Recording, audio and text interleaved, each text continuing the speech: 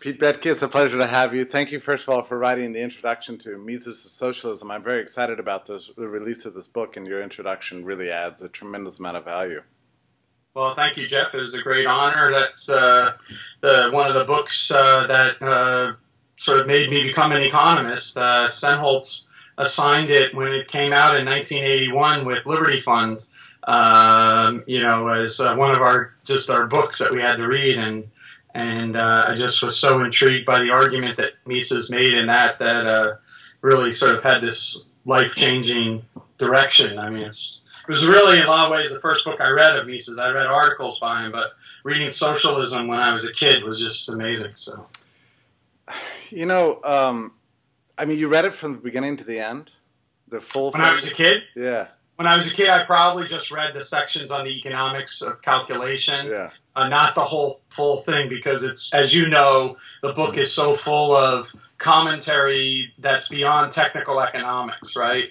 And so I can't tell you for sure, but my memory is that I read the parts that would have been in like something also like Planned Chaos, that part of it, which was an appendix that Fee had, done, and the calculation debates, those sections in that around page 100 and whatnot. And probably we would have read some of the stuff on Christian socialism just simply because of the context of Grove City College at the time, and the various debates that took place among my teachers, because the theology religion and philosophy department had some people in there that were, despite the common perception of Grove City, there was actually the head of the chaplain. The chaplain was in fact an existential Marxist at the time when I was a student there, and Senholz always used to rail on, and so you always heard these debates. So I'm sure that I would have read those sections, but. Rereading it, I teach from it all the time, and rereading it after you asked me to do this, just to do it, you really get an appreciation of what a social theorist Mises was, besides just a technical economist, because he's addressing all comers from all different walks. It's not just Marxian socialism; it's socialism in all its variances, and even like the most weird theories of socialism and the most coherent theories of socialism. Mises is going to address. It's a tour de force, really is. So in the meantime, after you read this thing when you were a little kid, as you say, you've compiled I don't know, like a 10-volume collection of essays on the subject of socialist calculation, however long it is, Yeah.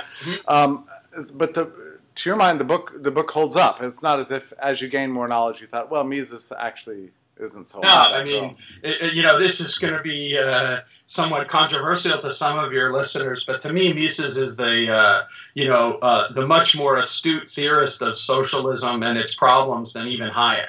So, I would have, Mises would rank here, and then there would be like, Hayek and then all the other economists afterwards. But Mises, by far, I think, has the deepest and most penetrating thing. And that, in fact, that 10-volume set that you mentioned, it starts out with Marx and other the natural economy type guys, which is an interesting backstory of this for Mises, which is that he was classmates with Otto Bauer and Otto Neurath, who were the kind of Red Vienna, bringing Austro-Marxists to bear.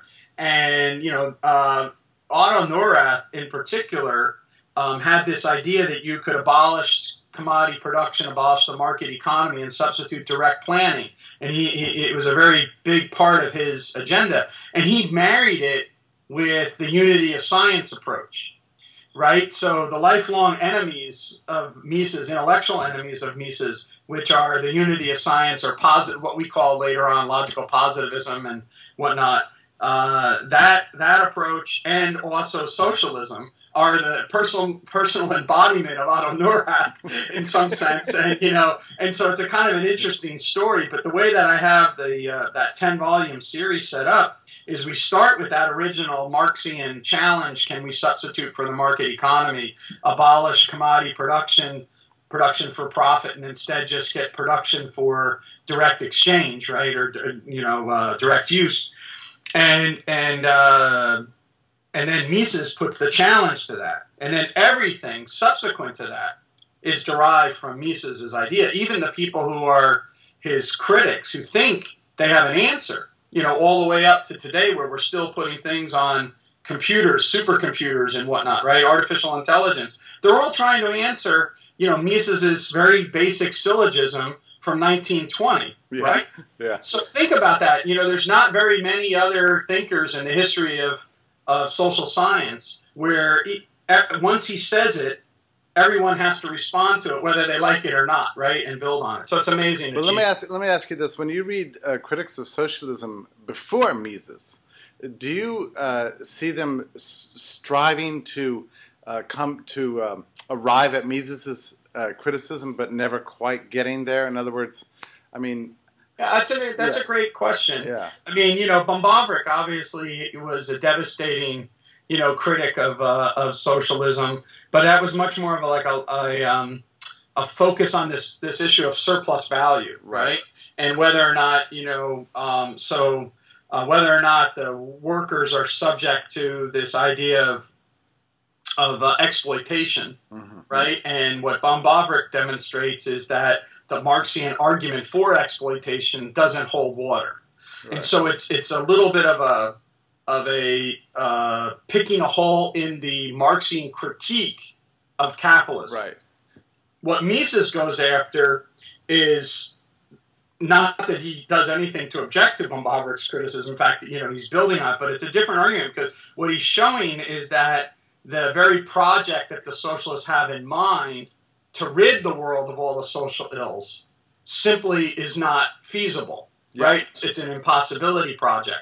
And that means that Bombavric takes a leg out from underneath of their criticism, but Mises takes both legs out from underneath of their promise of the future. Right. So, you know, there are people who hint at different things, you know, but none of them stated as clearly as Mises. I mean, Wieser has an argument about the idea that they need to have an all-knowing mind, you know, with a single eye and these kind of things. Yeah. But I don't think anyone anticipates the calculation argument in the details and the logical proof that Mises has. I mean, again, to go back to the context, you got to remember is that in World War I, the belief was that the war planning machine, centralization of management and all of that stuff for war planning had demonstrated that we could in fact achieve, you know, this result. And so the fact that Mises, you know, first sort of pokes a hole in these kind of war socialism ideas with the Nation State and Economy book, right, in 1919, and then follows up right on it with this, the economic calculation argument. I think he really is going at the, you know, the zeitgeist, you know, of his time. And of course, people still at that time were very, very optimistic about what the Soviet experiment was going to deliver for them. And so, you know, and they didn't know either, right? I mean, no. In fact, they all. I mean, the Webbs were writing books, you know. Right. You know, the future of the civilization, you know, was going to be in the Soviet Union. I mean, even in the United States, people didn't. I mean, the news wasn't traveling fast. I mean, like Lenin didn't have a blog, you know. Yeah, there wasn't any you know, video camera showing, you know, the results or anything. What you know, just as a context of that, one of my favorite you know, books of this time is by Emma Goldman. Yeah. She wrote a book called My Disillusionment with Russia. Yeah. And then in case you didn't quite get it, she followed up with a second book called My Further Disillusionment with Russia. But, you know, she was a you know, a left-leaning anarchist and was kicked out of the United States and had to go to the Soviet Union. Yeah. But she has a great story in there where she's telling us about a May Day celebration. And this is like in 1920 or 21, so very early on, you know, 1917, the revolution happens basically in the, you know, you're looking at 1918, everything going, so within 2 years, and they're having this May Day celebration, and, you know, she says they go up and they do this big celebration, and the people are in the crowd, and they're just going, you know, with no emotion or anything, because they've already realized the revolution is dead. Right. But in today's world, we would see that on video. Right. You know, and we would, you know, have blogs and people would be like calling the people out but at that time, all that knowledge was limited access. Yeah. And so, you had to rely on expert opinion. And the experts were all in the bag for socialism to a large extent, including the reporters at the New York Times and all these things that we've learned later on. The people there basically governed the way in which news was reported. And so the critics of socialism were poo-pooed, tremendously, like, oh, you're just saying stop to progress. And, of course, we're going to have progress. Yeah, it's incredible, actually. I mean, in those days, there was a widespread belief, wasn't there, among that the purpose of socialism was the material advance of civilization. Yeah. That if we just embrace socialism, then we'll see progress, we'll see electrification, and all these great things happen. I mean, it's changed, hasn't it? I mean... Well, now we don't think of socialism as being the pathway to efficiency. Right. But you got to remember, at that time, that's what the claim was, right? Yeah. Was that you were going to have this burst of productivity and you would outperform capitalism because you would get beyond the sort of problems of monopoly and all the other inefficiencies that come from having a production for profit system and instead have production for direct use, and you would rationalize. That was the whole project. And so Mises, in going at the rationality of socialism, that's such a big thing with him because he's getting right at the linchpin of what they think they're trying to achieve. Yeah. And he says at one point, that it was like Martin Luther, right? Where Martin Luther has to hang the 99 Thesis on the church thing. When he sat down to write Socialism, he felt a similar kind of thing. Now think about what that means, because like Martin Luther, it's tremendous risk intellectually, personally, all that stuff to challenge the zeitgeist. Right. The dominant belief. And Mises is like, I'm going to challenge this dominant, belief. It's an act of tremendous intellectual courage. Keynes, in 1924, publishes The End of Laissez Faire. That's right. So just compare those times. Mises in 1920 is writing his article. 22, he's coming out with Socialism. Yeah. Basically contemporaneously. There's Keynes is saying, look, the laissez-faire era is over. Right. And so the world is all up in an uproar at this time. We're not even in the Great Depression. Because it wasn't just the case that Mises criticized totalitarian socialism. He seemed to be criticizing any deviance from a kind of a market allocation, production allocation. It's brilliant, because what he shows is that all of the variances of socialism at their core suffer from this difficulty of basically operationalizability of their system, right? To put it snarky or whatever, Mises is saying, okay, comrades, this is a really wonderful idea. How are the chickens going to fly into the mouths, of the people? And they have to eat, they have to produce, they have to do all these things. And the question is, how do they achieve that? And if they can't, allocate their scarce means among competing ends in an efficient way, they don't achieve that. And so by Mises pointing out, without private property, the means of production, you're not going to have prices for the means of production. Without prices, you're not going to have relative scarcity indicators. Without relative scarcity indicators, there's no way to engage in rational economic calculation. Right. This goes right at the core of all of these ideas. And, and so instead what you're left with is, this kind of weird decision, which is you can have modernity, or if you want to live in a mud hut and only have, 100 people, socialism's a great way to achieve it, and leave it, don't let me as an economist stop you from living in your mud hut, but that's not what you're promising. And anyway, this was a really an amazing honor for me to go back and be able to provide this little preface, because this is a book that, changes the world. Right? I mean, it's really, and there's not too many economics books. Most of the, the books that we write as economists, they disappear. They have a proper death. Right? They appear in their lifetime and then they die, and then, maybe they exist in some library shelf or whatever. Or now in the digital age, they're up there, but they're not actively read. But Mises's book has been actively read and inspiring young minds and old minds alike. Yeah. Or, this since 1922. One of the things that strikes me about the book when I read it is how I guess you could say progressive it is. I mean, he's drawing from all the modern scholarship of his time, right? I mean, the world of Vienna. So we get all kind of references to Freud, for example, which is really cool, right? I mean, he's hip to the newest.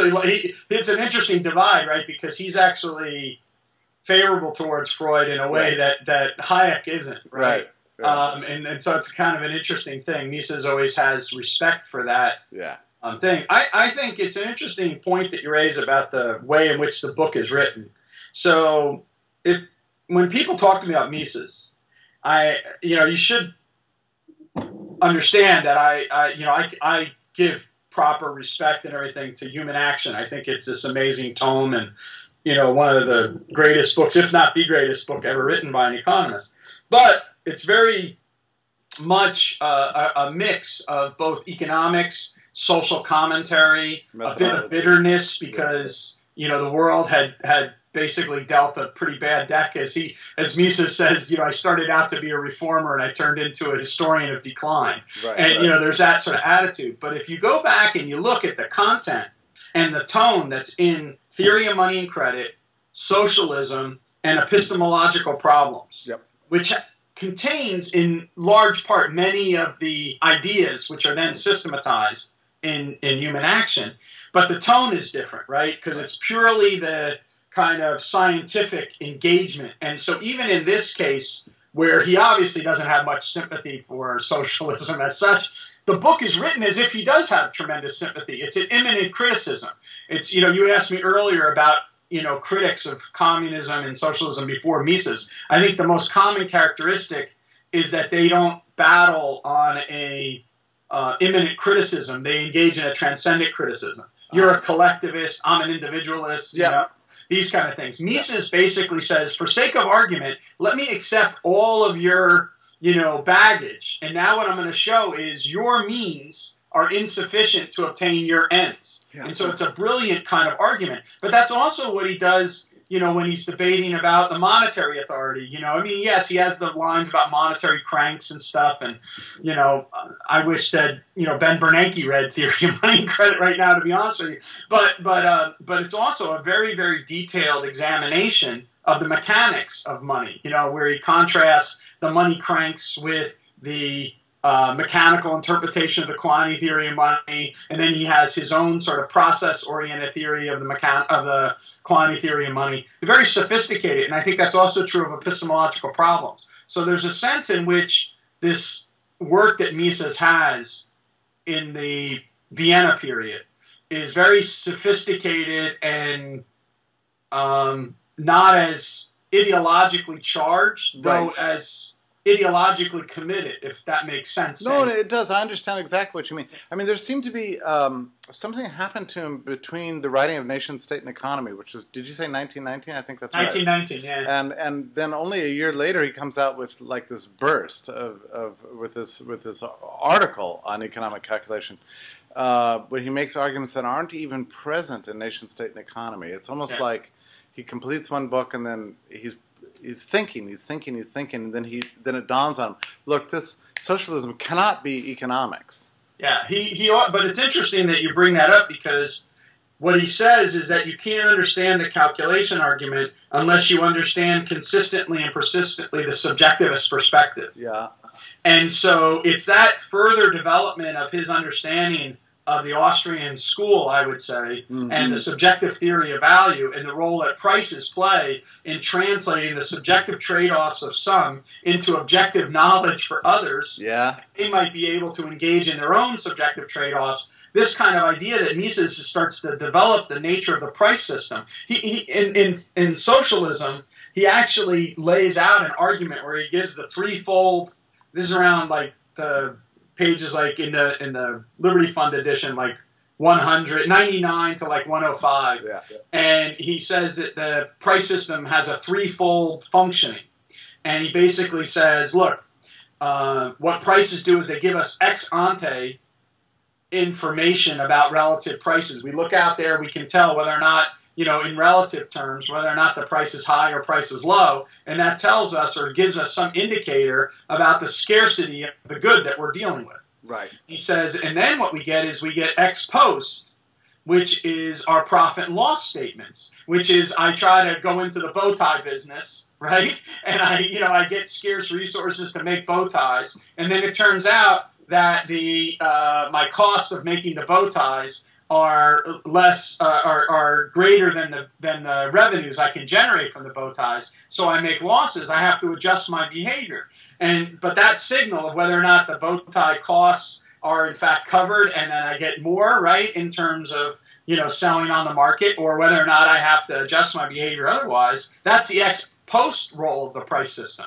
And then it's the very discrepancy between the ex ante and the ex post that motivates the sort of entrepreneurial process of constantly churning in the market, innovation, discovery, and all that stuff. Yeah. And remember, Mises says in the book right after that, he says, the problem of socialism is not one of statics. It's one of dynamics. Okay. So it's about innovation and all this stuff like that. I can assume all of this. This is, again, an imminent criticism argument. I can assume, for sake of argument, that the central planner has all of this information, and I can still show that they can't engage in calculation. It's this amazing thing that he has, Yeah. Well, you make me appreciate the book all the more. And, I appreciate also your energy in talking about it, because I Can I have a question for you? Yeah. So, you also are a social theorist, and you deal with a lot of different ideas besides just technical economics. Yeah. When you look at the book and you see Mises taking on all of these different variants, many of which are ideas that still exist today, from green revolution to, anything, right? Greens are out there, and, the environmental kind of idea. I love the lines in Mises when he's like an economist, qua-economist, where he says, there's limits to the price system, but, a lot of people, think that there's more limits. Like you can't, trade off honor. You can't price honor, but you can trade off honor for bread, right? And he says only the sensitive soul hates to admit this, right? Because they would choose the bread rather than honor. And I kind of like that, because that's Mises being an economist. But he takes on Christian socialism, right? He versions of democratic socialism. There's small growth socialism, right? There's international it's all these different versions. So when you read it, artistic, right? So when you read it, how do you see him standing up in providing an argument that maybe could capture even, these kids that occupy Wall Street today, right? They're trying to rekindle it. And to me, it seems like, if they read Mises, they would understand crony capitalism isn't capitalism. Their hatred would be directed at the right thing. But, I don't know. I mean, what I get from Mises is a tremendous energy and a boldness about his claims. And it's challenging. I mean, even for me, who accepts, his argument, you find yourself constantly sort of braced, and slapped around a little bit, And I like that, because he helps you come to terms with the implications that scarcity has on every element of life. And so I think there's a lot, I think, in Mises to object to in some way, but what's cool is that you can read him and have a dialogue with him, And the fact that it's now going to be available, in this format is just phenomenal, right? Because now young people, or people that don't necessarily have access to the works elsewhere will be able to now read it, on the internet and exactly. It's just and Pete, you know what it's like. You write, and by the way, you wrote your introduction so fast, I couldn't believe it. It was just thrilling, and I enjoyed reading it because it had. It's a quick read, but it's a long introduction, but it has a real energy and an enthusiasm to it that I really like. But as a writer, you struggle every day to write something that you hope will last, that somebody will be reading in the future. Mises somehow achieved this, I think, with this book, don't you? It's amazing. There's still a freshness there. Yeah, look, the reality is for as much as people want to say stuff about, both friend and foe, claiming, that Mises was this kind of martyr kind of person. Yeah. The reality is that in his lifetime, he was an amazingly famous economist. Yeah. Everyone knew him, right? So it's not like if you take your normal economist that's some schlep teaching, wherever, George Mason University, and I walk down the street, me or something like that, people don't know who I am. They don't know anything like that. Yeah. Mises, people knew from the heights of the profession to all the way to the, lesser lights in the profession or whatever. And he got the awards for that. Now, yes, he had some, very, very difficult struggles, what you would call professionally, and he was very courageous in the face of that. But the fact is that his books were reviewed in the New York Times. Yeah. His when Human Action is published, it's reviewed in the New York Times. Yes, but it's reviewed by John Kenneth Galbraith, who's one of the hot shots, young hot shots in the profession, and he takes shots at Mises and blah blah blah. But still, nevertheless, I write a book. Living Economics hasn't been reviewed in the New York Times yet. I would like Krugman to review the Living Economics. And so in his death, the recognition of Mises's contributions have grown and grown and grown. Right. And they haven't shrunk at all. In fact, if anything, now, as you know, there's more people reading Mises than ever before. Right. And with that's going to come, obviously lots of different ways people read Mises. Yeah. Some of which I like, some of which I don't like, right, about that. But I have no control over that. That's one of the beauties of scientific and intellectual progress, right, is that none of us can control the way that this all emerges. But the reality is that 200 years from now, 300 years, 400 years, Mises is going to be read in the same way that Hume and Smith are read by us. Yeah. So, I think among the Austrian school, the reality will be it will be Hayek and Mises will be the ones that are read in the same way that Hume and Smith are read. Yeah. Or if you think about the French liberals, right? You read J.B. Say and we read, Bastiat.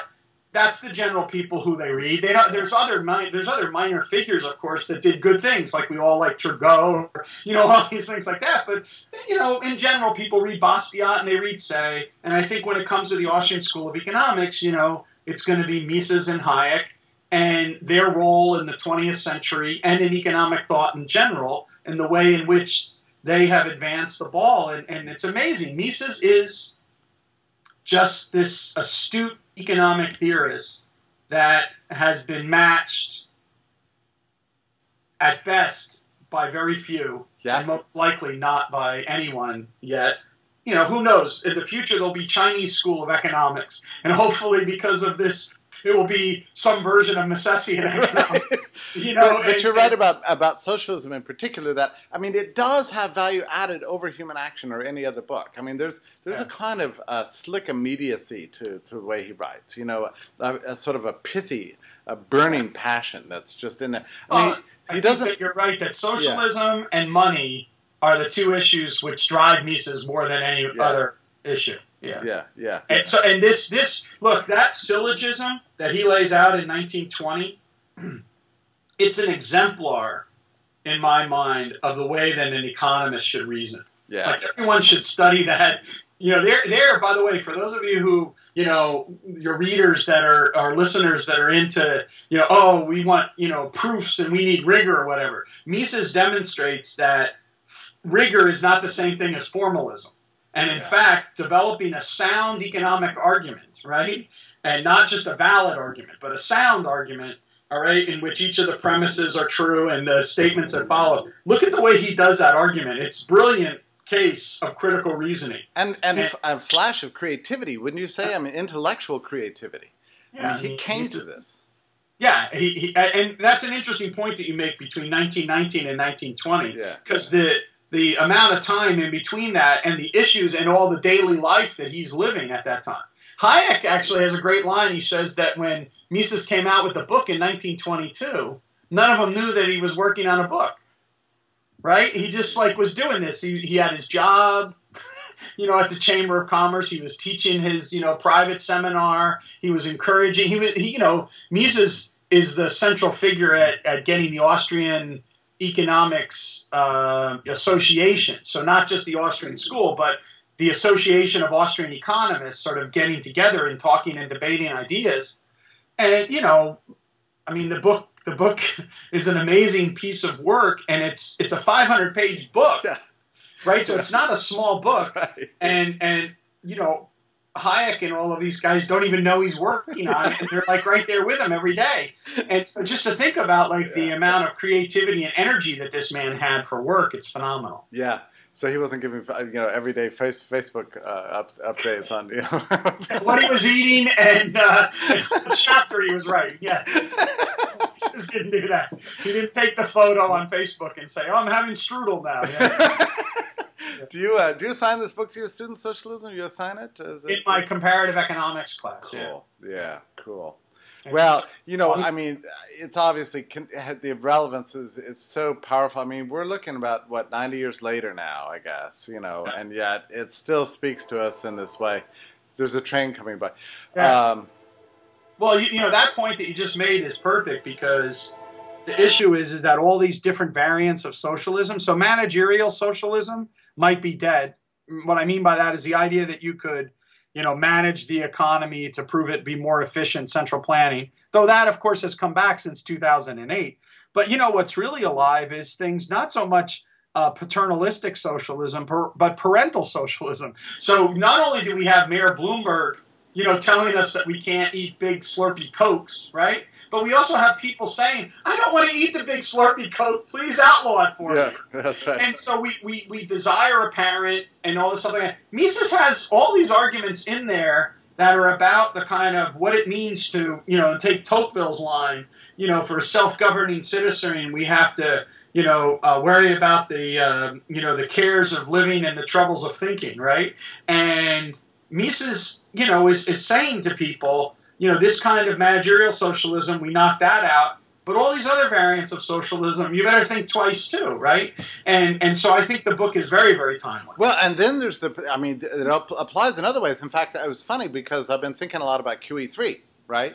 Yeah. Which, so you've got a kind of a system there where they're abolishing the price system in effect, with this zero interest rate policy. We've got a central planner who's attempting to somehow allocate a supply of something in light of what he believes is what should be the existing demand, right. and so on. So I mean, in many ways, I don't think Mises actually addresses monetary socialism in the book. It's not in there, but you're exact. But he addresses the role that money plays in our ability to do this, and what we're doing is eliminating money's ability to do this. I mean, It's not only the current QE3, it's also the Operation Twist. Because keep in mind, what they're doing is they're that's all the short-term stuff. But Operation Twist is affecting the long-term market responses. Yeah. Like, those interest rates, and people always say to me, "Oh, if inflation is a problem, shouldn't you expect to see those long-term interest rates, skyrocketing at the moment?" Well, not if government is not allowing it to skyrocket. What are you talking about, right?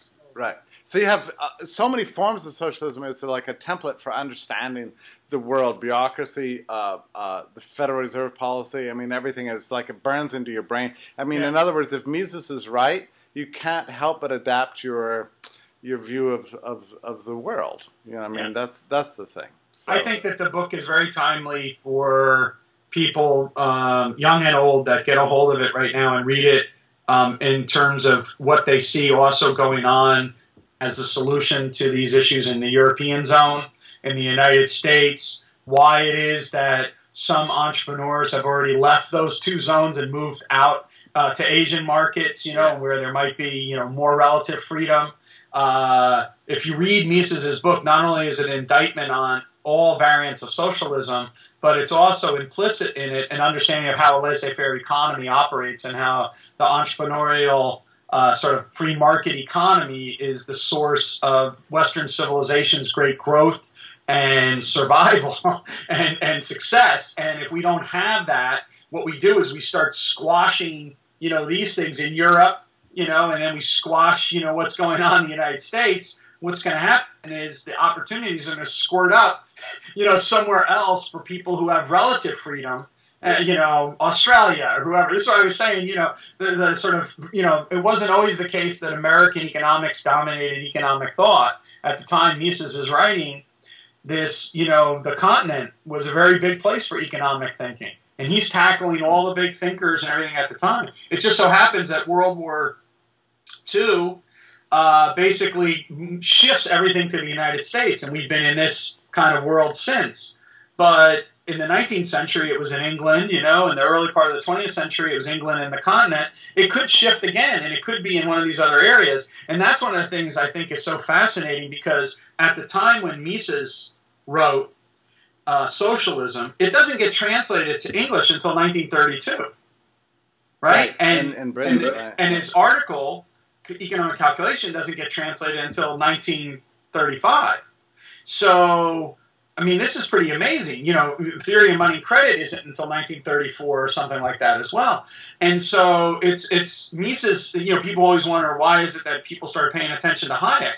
Well, and Robbins. Well, because Hayek and Robbins were writing in English, and the economics world shifted to that world. And Mises came late to, you know, the world of English language economics. Well, now I think with the internet and instant translator, right. You know, right, like that, Mises is available for all of these people in all these different things. I just got back from East and Central Europe, Serbia, and also in Prague. And the number of people, and I met people from the Middle East that were there, you know, and as well as from, you know, Japan and other places. And, you know, the idea is Mises has spread, these ideas have spread so much. And we have no idea how cool it's going to be, the way they're going to see it and the way they're going to contextualize. Very, very exciting. And I'm just thrilled to be part of it in my own little small way. You definitely are. Thank you for taking time out. I know you're a busy teacher. You got students that are probably knocking at your door right now. Thank you. I'm going to teach very shortly, and I'm actually talking about the episodes in economics. It's my modern history of economic thought class, and I'm talking about the episodes that lead right up to the socialist calculation debate. Fantastic. And so we're talking about 1890 to the teens, basically. So. Very excited. It's been a blast to just have these few minutes with you, and thank you again for all your great help, and I hope to talk to you soon. Okay, thank you. Good luck with the book, and keep pushing the ideas on all the variants of socialism, you know, so. I will. We need to have, you know, Mises straighten them all out. All right, thanks, Jeff. Take care, Pete. Bye-bye. Bye-bye.